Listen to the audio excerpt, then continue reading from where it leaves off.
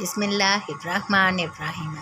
हज़रत अबू हुरैरा रज़ी अल्लाह ताला अन्हु से रवायत है कि मैंने रसूल अल्लाह सल्लल्लाहु अलैहि वसल्लम को फरमाते सुना, जो शख्स किसी चीज़ का जोड़ा अल्लाह ताला के रास्ते में खर्च करे, इसे जन्नत के दरवाज़ों से पुकारा जाएगा, ए अल्लाह के बंदे, ये दरवाज़ा तेरे लिए बेहतर है और जन्नत के बहुत से दरवाज़े हैं।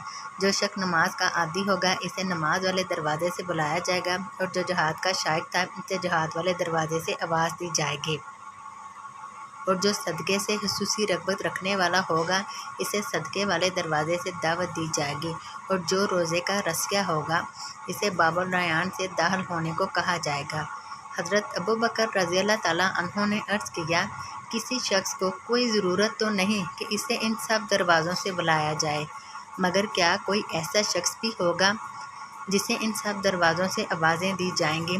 आप सल्लल्लाहु अलैहि वसल्लम ने फरमाया, हाँ, और मुझे उम्मीद है ए अबू बकर, तुम इन्हीं में से होगे। सुनन नसाई, हदीस नंबर 2441। हज़रत अबू ज़र रज़ी अल्लाह ताला अन्हु से रवायत है कि मैं नबी सल्लल्लाहु अलैहि वसल्लम के पास आया। आप सल्लल्लाहु अलैहि वसल्लम काबे के साए में बैठे थे। जब आप सल्लल्लाहु अलैहि वसल्लम ने मुझे आते देखा तो फरमाने लगे, काबे के रब की कसम, वो बहुत खसारे वाले लोग हैं। मैंने अपने दिल में कहा, क्या वजह है? शायद मेरे बारे में कोई वही उतरी है। मैंने अर्ज़ किया, आप पर मेरे वो कौन बदनसीब है? आप सल्लल्लाहु अलैहि वसल्लम ने फरमाया, ज़्यादा मालदार लोग, मगर जिसने ऐसे ऐसे और ऐसे किया, यानी आगे अपने दाएं और बाएं खर्च किया।